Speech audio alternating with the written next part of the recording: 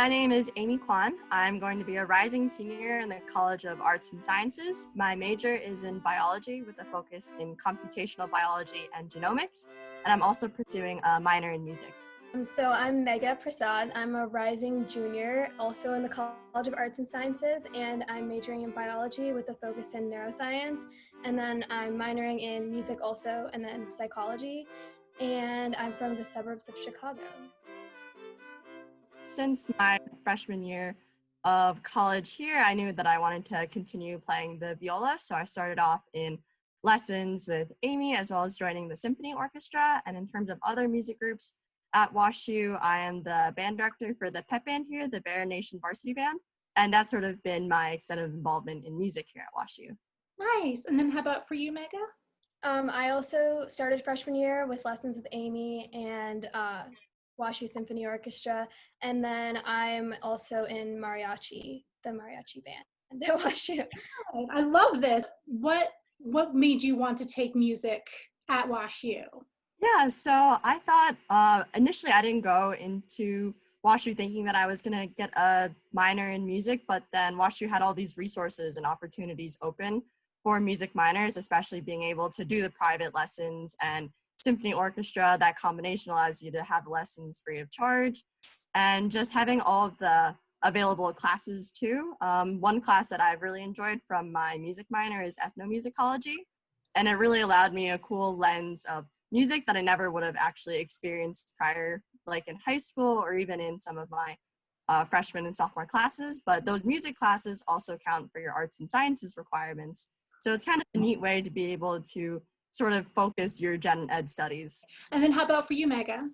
I really like the one-on-one aspect of lessons. I really enjoy lessons. That's what I've mostly gotten out of it. And it makes me feel really accomplished when I can get through a solo performance and like culminate all my work from the semester. What particularly do you enjoy about studying with Amy, whether that would be on a Zoom lesson or in person? Yeah, no, Amy has this really, really like caring sense for detail. Definitely in the viola, she can tell you little things that like subtle things like where you place your hand or how you should be bowing. And those little attentions to detail are different than the violin. And she really pinpoints them in you and is able to like help your personal growth in a way that like she really cares about exactly what you're doing. You can really tell how much she cares about each of her students, and it really shows how everyone develops in their own way, and she really is able to focus on each person individually. And I just feel like like I said, I did take lessons in the past, but I've never really felt as close with a teacher as I do with Amy. So yeah, I definitely feel like even over Zoom, it still felt like I was walking to the 560 going into Amy's office.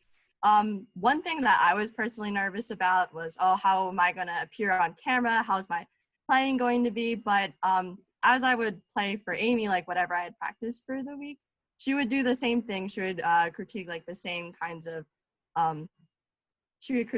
like hand posture, or even when I'm playing, like how to emphasize different sections. And she still is able to pick up on those key details where I'd be like, oh, I had never thought of that. And so having that sort of still like continued connection and experience definitely translated onto Zoom. And even though there seems to be like a screen and distance barrier like miles away from New Jersey to St. Louis, it still felt like Amy was in the room with me. yeah, I would have to agree with that. I was actually really surprised when she would pick up things that even I didn't notice I was doing. I was like, wow, you can see that over the screen. But yeah, like with the closeness, I still felt just as comfortable and just as close as I did in person. And I was telling her she was actually the only adult other than my parents that I talked to for that entire second half of the semester. So that was nice. I felt like I know Amy and Megha well. We've studied together for a few years, so that was definitely helpful and made it an easy transition to Zoom.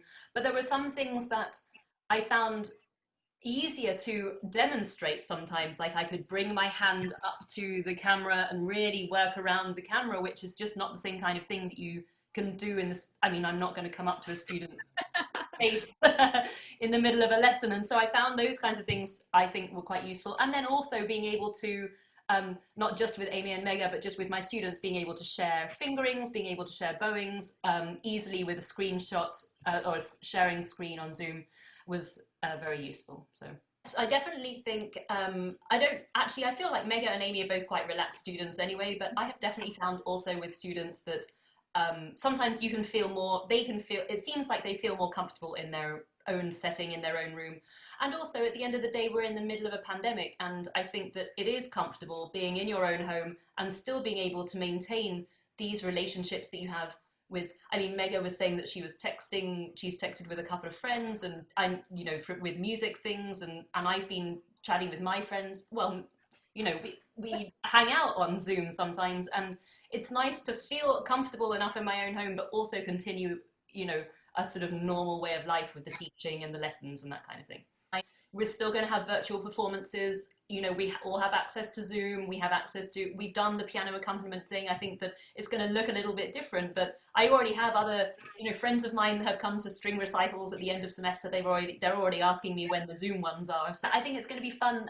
So I know that one of my other viola students told me that you guys all have a text group for the viola section in the orchestra, and one of this student showed me that they were discussing fingering for one of those difficult sections, and he'd written just 0 0 0 0 over the whole 1 1 1 1 the top of every note. And so I was like, okay, this is what the violas discuss in their little text group. That's fine. So I think it's going to be fun to do little section rehearsals and things like that online, and I think it's going to be really fun. So bye everyone.